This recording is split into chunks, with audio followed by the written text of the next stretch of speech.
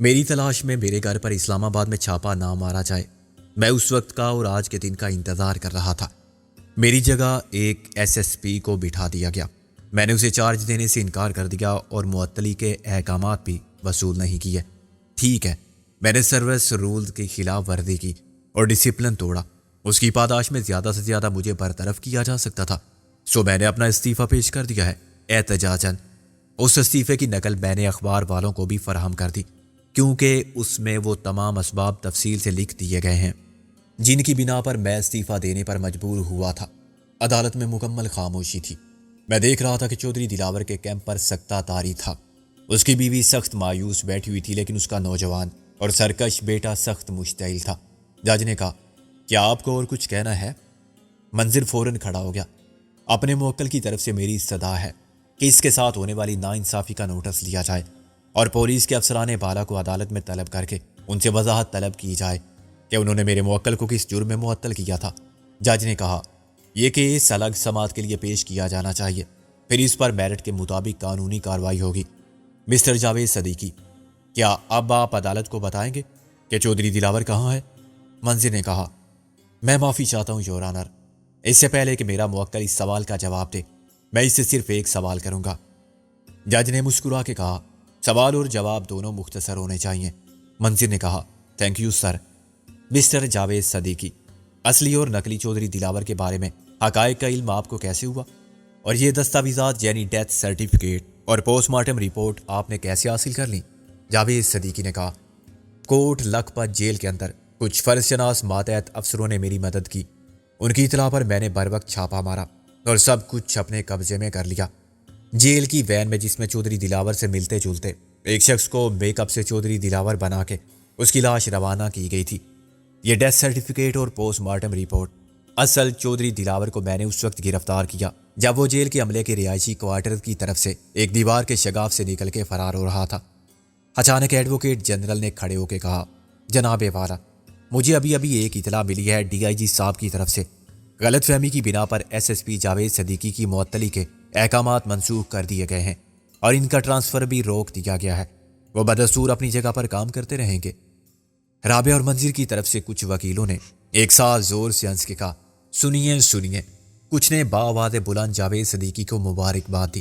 ایک نے زور سے بینچ پر ہاتھ مارا اور بولا، واہ بھائی واہ، اور دوسرے نے کہکا مار کے کہا، بڑی جلدی پڑ گئی اوپر والوں کو۔ منظر نے مسکرا کے شعر پڑھا، خایوس زودے پشیماں کا پشیماں ہونا۔ جج نے اپنی متانت برقرار رکھی اور باتیں کرنے والوں کو پھر آرڈر پکار کے کہا، آپ سب خیال رکھیں کہ یہ عدالت ہے۔ اور پھر جاوید صدیقی سے مخاطب ہوا، SSP صاحب، غالباً اب آپ پوری طرح با اختیار ہیں؟ Yes your owner, Javed Siddiqui نے مسکرا کر کہا، اور میں اپنے بیان پر پوری طرح قائم ہوں۔ ایڈوکیٹ جنرل اٹھ کر جاوید صدیقی کے پاس آیا اور اس نے جج سے مشورے کی اجازت کے بعد جاوید صدیقی سے کوئی بات پوچھی، جس کا جواب اس نے ساری لا کے دیا۔ یور آنر، میں پوری طرح مطمئن ہوں، ایڈوکیٹ جنرل نے کہا، اور SSP جاوید صدیقی کی یقین دہانی کے بعد یہ کہنے کی پوزیشن میں بھی ہوں کہ چودھری دلاور حسین پولیس کی تحویل میں ہے۔ ملزم کی بیوی کی طرف سے دائر کردہ حب سے بھیجا کی ریٹ غیر مؤثر سمجھی جائے۔ جج نے اپنے آرڈر میں کہا، حب سے بھیجا کے کیس میں مسز دلاور حسین کی درخواست غیر مؤثر ہونے کی بنا پر خارج کی جاتی ہے۔ تاہم عدالت یہ حکم بھی دیتی ہے کہ ملزم کو اپنے وکیل سے اور افراد خانہ سے ملنے کا موقع فراہم کیا جائے اور اس کی صحت کے بارے میں میڈیکل رپورٹ متعلقہ سیشن کورٹ کو پیش کی جائے۔ عدالت اعانت مجرمانہ کے الزام میں جیلر خورشید عالم کے خلاف مقدمہ درج کرنے کا حکم بھی دیتی ہے۔ SSP جاوید صدیقی کے عائد کردہ الزامات کی تفتیش کے لیے سیشن جج کی عدالت میں علیحدہ درخواست دی جا سکتی ہے۔ تاہم SSP جاوید صدیقی پولیس کے افسران بالا کے غیر قانونی طرز عمل کے خلاف ترمیم شدہ درخواست پر مبنی ریٹ دائر کرنا چاہیں تو انہیں اس کا اختیار ہے۔ جج کے چیمبر میں جاتے ہی عدالت کے کمرے میں خلچل مچ گئی۔ بیک وقت بہت سے لوگ جاوید صدیقی سے ہاتھ ملانے کے لیے لپکے۔ وہ مسکرا کے سب سے ہاتھ ملاتا رہا اور ان کا شکریہ ادا کرتا رہا۔ وہ سب وکیل جو بحیثیت مدعی وہاں موجود تھے منظر کو جاوید صدیقی کی شاندار طریقے پر پیروی کرنے پر مبارکباد دے رہے تھے۔ ظاہر ہے ان میں رابعہ اور محسن کے ساتھ میں بھی تھا، لیکن سب سے زیادہ جوش اور جذبے کا مظاہرہ مولوی خادم حسین کی طرف سے دیکھنے میں آ رہا تھا۔ وہ اچھل اچھل کر منظر کو تھپکی دے رہا تھا۔ آفرین ہے آپ پر، آپ نے تو ناچکا بند کر دیا۔ منظر نے اس کے ایک دب مارا۔ ہمیں بھوتنی کے سیدھی طرح کہ۔ منظر کا اگلا جملہ قابل اشاعت نہیں تھا۔ مولوی جھیپ کیا کیونکہ اس کے ساتھ ہی رابعہ بھی موجود تھی اور منظر جوش میں سنسرشپ کی اخلاقیات بھی بھول گیا تھا۔ میں نے دوسری طرف دیکھا تو میدان خالی تھا۔ چودھری دلاور کی بیوی اسی وقت فیصل کے ساتھ باہر چلی گئی تھی جب اٹارنی جنرل نے اس کی درخواست کو غیر مؤثر قرار دینے کی استدعا کی تھی۔ اس کو اندازہ ہو گیا تھا کہ اب عدالت کا فیصلہ کچھ اور نہیں ہو سکتا۔ اس کی پیروی کرنے والے 5 وکیل بھی اس کے ساتھ چلے گئے تھے، شاید اسے کچھ تسلی دینے کے لیے کہ عدالت نے چودھری دلاور کو قانونی مشیر مقرر کرنے کا اختیار بھی دے دیا ہے اور گھر والوں سے ملاقات کرانے کا بھی۔ اب کوئی مسئلہ نہیں، ہم چٹکی بجاتے ہی ضمانت منظور کرا لیں گے۔ عدالت نے فیصلہ ہمارے حق میں دیا ہے۔ پولیس کو بتانا پڑا کہ چودھری دلاور ان کے پاس ہے۔ دل کی تسلی کے لیے وہ ایسی ہی باتیں کر سکتے تھے، ورنہ چودھری دلاور کی بیوی کو اچھی طرح معلوم تھا کہ اس نے جو منصوبہ بنایا تھا وہ تو ناکام ہو گیا ہے۔ چودھری دلاور کو جیل سے نکال کے فرار کرانے کی اسکیم یقیناً بہت ہی شاندار تھی اور شاید اس کو عملی جامہ پہنانے میں چودھری دلاور کی بیوی نے لاکھوں خرچ کر ڈالے ہوں گے۔ جیلر خورشید عالم نے اس کے حسب منشا سب کچھ کر دیا تھا، ایک لاش فراہم کر دی تھی۔ معلوم نہیں وہ کون لاوارث قیدی تھا اور اس کی موت کے کیا اسباب تھے۔ اس کی بدقسمتی کے قد و قامت اور چہرے مورے سے وہ چودھری دلاور جیسا تھا۔ اس خیال کے ساتھ ہی میرے ذہن میں دوسرا خیال آ گیا، کیا یہ محض اتفاق تھا کہ مرنے والے کی لاش کو چودھری دلاور کی لاش بنا دیا گیا، یا عمدن ایسا کیا گیا تھا؟ جب آدمی پیسے کی خاطر اس حد تک گر جائے تو وہ کچھ بھی کر سکتا ہے۔ یہ ناممکن نہیں سمجھا جا سکتا کہ قیدیوں میں سے ایسے شخص کا انتخاب کیا گیا جس کی صورت چودھری دلاور سے ملتی جلتی ہو، پھر اس کی لاش دے دی گئی اور قیدیوں پر کیا منحصر؟ یہ بھی بعید از قیاس نہیں کہ کہیں سے اس سوریے کے شخص کو لانے کی فرمائش کی گئی ہو اور تھانے والوں نے لاک اپ میں سے کسی لاوارث کو بھیج دیا ہو، یا کہیں سے مطلوبہ حلیے کا بندہ اٹھا لائے ہوں۔ یہ خیال بڑا ہی لرزہ خیز تھا جس نے میری ہڈیوں میں بھی خوف کی سنسنی پھیلا دی۔ میں نے طے کیا کہ بعد میں تفتیش کے دوران جاوید صدیقی کو یہ نکتہ اٹھانے کے لیے کہوں گا۔ چودھری دلاور کی بیوی مجھے عدالت سے باہر بھی دکھائی نہ دی، شاید اس کو اپنی شکست کا صدمہ بہت زیادہ ہوا تھا۔ اس نے تو ایک خواب کی تعبیر کو اپنی دسترس میں دیکھ لیا تھا، وہ لمحہ جب چودھری دلاور ہوائی جہاز سے پرواز کر کے اس ملک کی حدود سے نکل جائے گا، اس کی بیوی کے تصور سے نکل کے حقیقت کا روپ دھار چکا ہوگا۔ اس نے ٹکٹ خرید لیے ہوں گے اور سیٹ کنفرم کر لی ہوگی اور اس خیال سے بہت لطف لے رہی ہوگی کہ کل ہم جگ مارتے نظر آئیں گے اور چودھری دلاور کی تلاش میں دیواروں سے سر ٹکراتے پھر رہے ہوں گے۔ فرض شناس اور ایماندار بننے والا ایس ایس پی معطل ہی نہیں گرفتار ہو چکا ہوگا اور اس پر زیر حراست ملزم کو ہلاک کرنے کا الزام ہوگا۔ ڈیتھ سرٹیفکیٹ اور پوسٹ مارٹم رپورٹ سے ثابت ہو جائے گا کہ مرنے والا چودھری دلاور ہی تھا، تو پھر قبر میں سے نکل کے مردہ کہنے سے تو رہا کہ یہ جھوٹ ہے۔ وارث رونے دھونے کی تھوڑی سی اداکاری کریں گے اور چودھری دلاور کہیں لندن، نیو یارک، ٹوکیو میں ہوگا۔ اس کا سب کاروبار اسی طرح چلتا رہے گا۔ اس کی بیوی کم ہوشیار نہیں اور اب تو ماشاءاللہ سے اس کا بیٹا فیصل بھی جوان ہو گیا ہے۔ پھر چودھری دلاور کو کیا غم ہے؟ وہ باہر عیش کرے گا اور آتا جاتا بھی رہے گا، تو کسی کو کیسے معلوم ہوگا؟ اسے تختہ دار تک پہنچانے کے دعوے دار خود چڑھ جائیں گے پھانسی۔ لیکن یہ سب ایک خواب ثابت ہوا تھا جو ادھورا رہ گیا تھا۔ اب چودھری دلاور گرفتار تھا اور اس کی رہائی کا امکان بھی کم تھا۔ تاہم نہ چودھری دلاور کی بیوی ہمت ہارنے والی تھی اور نہ اس کا ولی عہد اس شکست کو تسلیم کر سکتا تھا۔ اب وہ عدالت عالیہ تک اور سپریم کورٹ تک ضمانت پر رہائی کے لیے قانونی جنگ لڑیں گے اور اس مورد سے فائدہ اٹھاتے ہوئے چودھری دلاور کے طریقے جنگ پر عمل بھی جاری رکھیں گے، یعنی لا قانونیت کے داؤ پیچ اور شیطانی ہتھکنڈے آزما کے سکندر بخت کو زیر دام لانے والے شکاری اپنا کھیل ختم نہیں کریں گے۔ بازی وہی ہوگی، بس کچھ کھلاڑی پس پردہ رہ کے چال چلیں گے اور کچھ نئے شکاری سامنے آ جائیں گے۔ جاوید صدیقی کے بحال ہونے کی خبر بہت تیزی سے باہر تک پہنچ گئی تھی۔ وہ سب پولیس فورس جس کی کمان صبح سے اب تک ارشد کریم ربانی کر رہا تھا ایک دم الرٹ ہو چکی تھی۔ ایک افسر گیا، دوسرا آیا، دوسرا گیا، پھر پہلا آ گیا۔ اباؤٹ ٹرن، سیلیوٹ، بادشاہ مر گیا، بادشاہ زندہ باد۔ درجنوں گاڑیوں میں موجود سینکڑوں کی تعداد میں پولیس کے ماتحت اور نائب افسران آگے بڑھ چڑھ کے S S P Javed Siddiqui کو سیلیوٹ مارنے میں ایک دوسرے پر سبقت لے جانے کی کوشش کر رہے تھے۔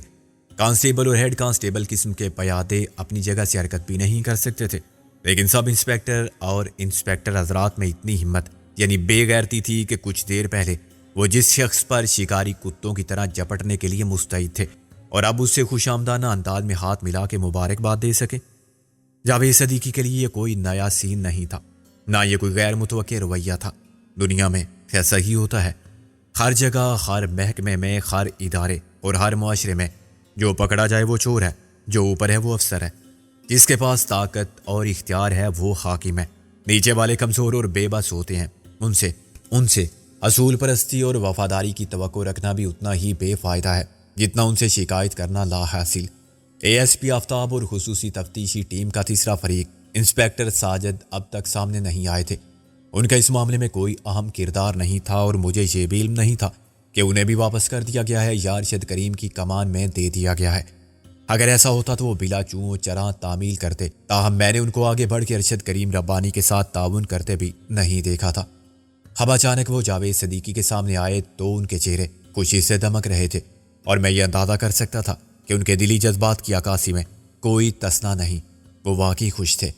اگر انہیں ارشد کریم ربانی کے ساتھ کام کرنا پڑتا تو وہ اپنا فرض نبھاتے مگر خوش ہو کے نہیں۔ مجھے معلوم تھا سر کہ آپ کا کوئی کچھ نہیں بگاڑ سکتا، اے ایس پی آفتاب نے پرجوش لہجے میں کہا۔ وہ کیسے بھائی؟ کیا تم نے کسی نجومی سے پوچھا تھا؟ جاوید صدیقی مسکرایا۔ نہیں سر، میرا دل گواہی دیتا تھا۔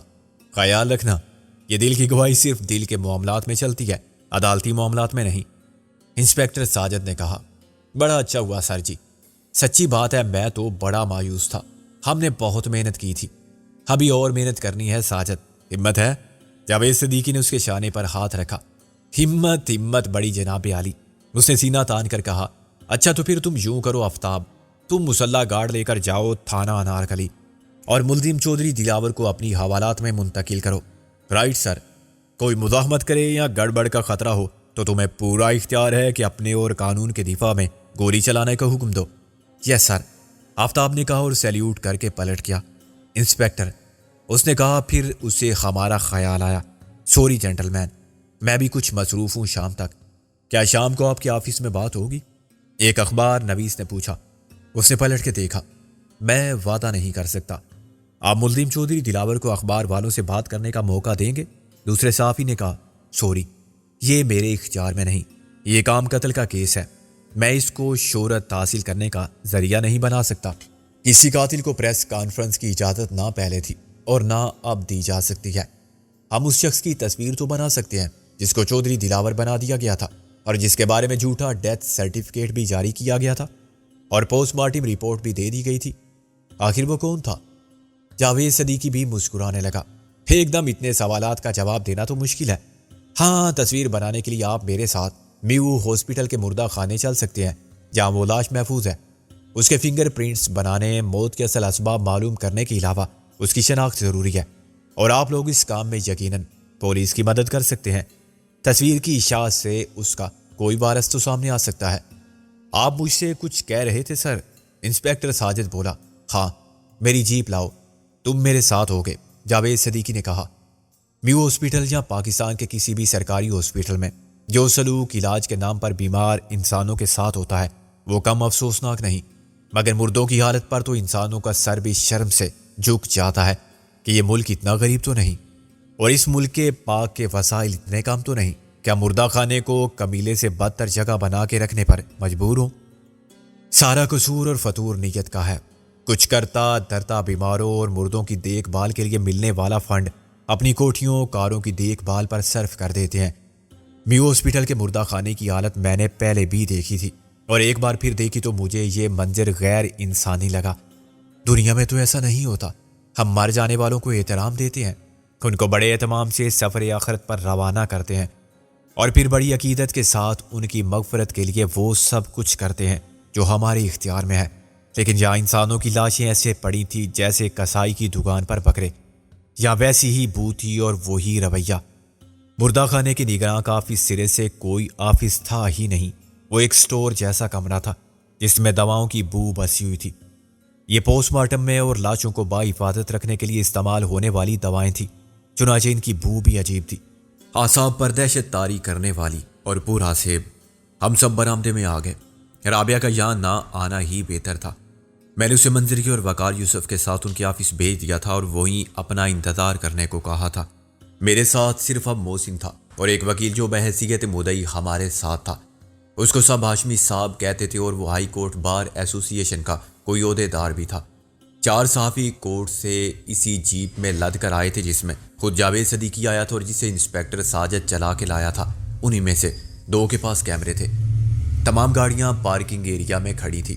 ان میں جاوید صدیقی کی سرکاری جیپ بھی تھی جس کے اوپر لائٹ گھومتی تھی اور ایک سائرن بھی نصب تھا. سائرن وہی کام کرتا تھا جو گئے وقتوں میں شاہی سواری کے آگے دوڑنے والا کرتا تھا کہ ہٹو بچو، بعد اب باب ملاحظہ ہوشیار، ایک وی آئی پی کی گاڑی آ رہی ہے، حشرات الارض کی طرح رینگنے والوں راستہ دو ورنہ مارے جاؤ گے. ایمبولینس کو سائرن کی واقعی ضرورت ہوتی ہے کیونکہ کسی کی زندگی بچانے کے لیے چند سیکنڈ بھی راستہ بنانے میں ضائع نہیں کیے جا سکتے. پولیس بھی کسی مجرم کے تعاقب میں ہو تو راستہ مانگنے کے لیے سائرن بجانا کسی حد تک جائز سمجھا جا سکتا ہے، مگر یہاں تو بازوں میں خود ہر وی آئی پی سائرن کا بے دریغ استعمال کرنا اپنی شان سمجھتا ہے. جاوید صدیقی کو میں نے کبھی ایسا کرتے نہیں دیکھا تھا. اس وقت بھی وہ انسپیکٹر ساجد کی جیپ میں بیٹھا تھا اور خود اس کی جیپ میں صرف ایک ڈرائیور تھا یا اس کے ساتھ رہنے والا گارڈ. لاش کے آنے میں نہ جانے کیوں دیر ہو رہی تھی. اچانک جاوید صدیقی کا ڈرائیور دوڑتا ہوا آیا اور سیلیوٹ مار کر کھڑا ہو گیا. کیا بات ہے؟ سر جی اہم پیغام ہے، اے ایس پی صاحب وائرلیس پر ہیں، اس نے ہانپتے ہوئے کہا. جاوید صدیقی نے سر ہلایا. میں ابھی آتا ہوں، اس نے کہا اور چل پڑا. اس سے اجازت لیے بغیر صحافی حضرات بھی تجسس سے مجبور ہو کے پیچھے روانہ ہو گئے. پھر میں اور محسن کیوں پیچھے رہتے؟ یہ میں بھی جاننا چاہتا تھا کہ ایسی کیا خاص بات ہو گئی کہ آدھے گھنٹے میں اے ایس پی کو وائرلیس پر رابطہ کرنا ضروری ہو گیا. جب میں نے سنا تو جاوید صدیقی چلا رہا تھا. کیا بک رہے ہو تم؟ Are you mad? نہیں سر، میں پاگل نہیں ہوا ہوں.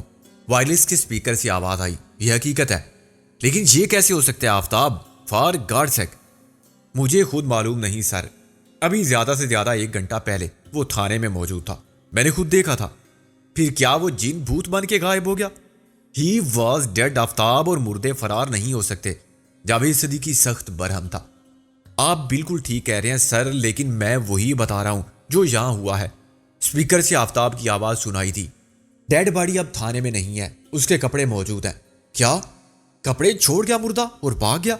تم مجھے پاگل کر دو گے. میری عقل خود حیران ہے سر. آخر یہ کیسے ہو سکتا ہے کہ وہ بغیر کپڑوں کے نکل گیا ہو یا کپڑے بدل کے بھاگ گیا ہو؟ دیکھو مجھ سے بے وقوفی کی بات مت کرو. مردے نہ بھاگ سکتے ہیں نہ کپڑے بدل سکتے ہیں.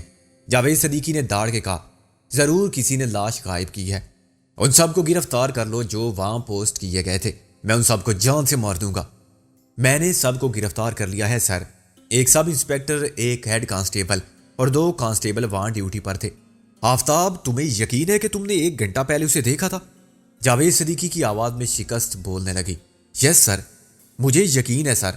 میں خود وقفے وقفے سے ہر طرف دیکھ رہا تھا. خود سب انسپیکٹر خدا رسول اور قرآن کی قسم کھا کے کہتا ہے کہ 1 گھنٹہ پہلے لاش تھانے میں تھی، پھر ہم کورٹ آ گئے. اوکے، تم جہاں ہو وہیں رہو، اس بات کو سیکرٹ رکھو. تمہیں چاہیے تھا کہ مجھے وائرلیس کوڈ میں پیغام دیتے یا بتا دیتے کہ میرے سوا کوئی نہ سنے. اور کون سن رہے ہیں سر؟ ایڈیٹ. میرے سامنے پوری فوج ہے، وکیل اور صحافی برادری کی. اب بتاؤ میں اسے سیکرٹ کیسے رکھ سکتا ہوں؟ تم نے مجھے تباہ کر دیا. میں نے سر. ناؤ شٹ اپ، میں آتا ہوں یہاں سے فارغ ہوتے ہی. جاوید صدیقی نے رسیور رخ سے لگا کے ہم سب کی طرف دیکھا. میں نے محسن سے کہا. شیروانی صاحب یہ کیا ہو گیا؟ یہ قرب قیامت کے آثار ہیں کبیر داس. مردہ کپڑے بدل کے بھاگ گیا، شاید اپنی گرل فرینڈ مردی سے ملنے. اچھا ڈرامہ ہے جاوید صدیقی کا. مردی بھی میک اپ کر کے کہیں سے بھاگی ہوگی. جاوید صدیقی نے کہا. جنٹل مین، اندازہ تو آپ لوگوں نے کر ہی لیا ہوگا کہ حادثہ ناقابل یقین ہے. یعنی وہ جو نقلی چودھری دلاور تھا وہ غائب ہو گیا. ایک صحافی نے کہا. لاش کا فرار؟ دوسرا بولا. اور آپ نے جو سٹوری کورٹ میں سنائی تھی اس کی صداقت مشکوک ہو گئی. Don't say that, Javed Siddiqui نے سختی سے کہا. جو کچھ میں نے بتایا تھا حقیقت پر مبنی تھا. لیکن سر، ثبوت اور شہادت کے بغیر تو کوئی سٹوری نہیں بنتی. حقیقت کیسے تسلیم کرے گا کوئی؟ اور اب قانونی پوزیشن کیا ہوگی آپ کے بیان کی؟ جاوید صدیقی پھر گرم ہو گیا. لک ہیئر، لاش غائب نہیں ہوئی، چوری کی گئی ہوگی. پولیس گارڈ کی موجودگی میں چوری؟ ایک صحافی نے مسکرا کے کہا. یس، آپ اسے ڈکیتی کہہ سکتے ہیں. پولیس گارڈ اس جرم میں برابر کے شریک ہیں. ان کی مرضی کے بغیر کوئی ایسی حرکت ناممکن تھی. انہیں رشوت دی گئی یا ان پر ناجائز دباؤ ڈالا گیا؟ کیسا ناجائز دباؤ؟ یہ ایک مفروضہ ہے. کیا پتا کسی نے ان کے بیوی بچوں کو پکڑ دیا ہو کہ پہلے مردے کو چھوڑو ورنہ تم گھر لوٹو گے تو مردے ہی ملیں گے. یہ مشکل ہے مگر ناممکن نہیں ہے. دباؤ ڈالنے کے ہزار طریقے ہیں مگر میں رشوت کے اینگل کو زیادہ قابل غور سمجھتا ہوں. اگر خریدنے والوں نے پولیس گارڈ کو خریدا تھا، آپ کے خیال میں خریدار کون ہو سکتے ہیں؟ جاوید صدیقی نے پلٹ کے جواب دیا. کیا یہ بات آپ نہیں سمجھتے؟ آخر خدا نے آپ کو بھی تو عقل دی ہے. ہر بات میری زبان سے کیوں کہلوانا چاہتے ہیں؟ جھوٹا ڈیتھ سرٹیفکیٹ بنوانے اور بنانے والے کون تھے؟ غلط پوسٹ مارٹم رپورٹ کس نے حاصل کی ہوگی؟ کس کا مفاد وابستہ تھا اس سے؟ اور اب فرد جرم کس پر عائد ہوئی تھی؟ خیر اس کی بھی تفتیش ہوگی. صرف تفتیش سر؟ ایک صحافی نے تن سے کہا. نہیں، تفتیش تو میں خود کروں گا. نتائج آپ کے سامنے آ جائیں گے 24 گھنٹے کے اندر. جاوید صدیقی نے کہا. لیکن میری آپ سے ایک گزارش ہے، پلیز ہیلپ می. آپ لوگوں نے میری مدد نہ کی تو میں واقعی ہی تباہ ہو جاؤں گا. میرا کیریئر نہیں، میری گڈ ول داؤ پر لگا دی گئی ہے. ایک صحافی نے کہا. آپ فکر نہ کریں، 24 گھنٹے تک ہم کسی کو کچھ نہیں بتائیں گے. باقی سب نے تائید میں ساری لایا.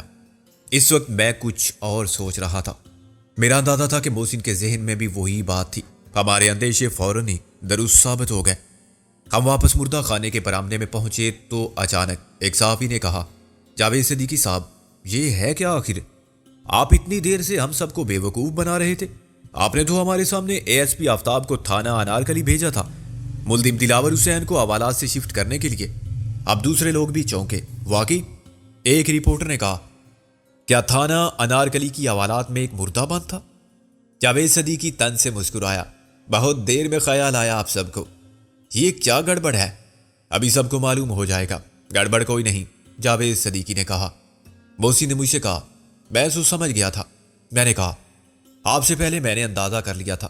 جاوید صدیقی نے چالاکی سے کام لیتے ہوئے لاش کو وہاں رکھوا دیا تھا اور دلاور کو یہاں. لیکن جناب شیروانی صاحب، گڑبڑ اب بھی ہے کہیں. میری چھٹی اس کہتی ہے. یس، میری 7ویں 100% متفق ہے. گڑبڑ کہاں ہے آخر؟ اس کا بھی پتہ چل جائے گا. میں نے کہا.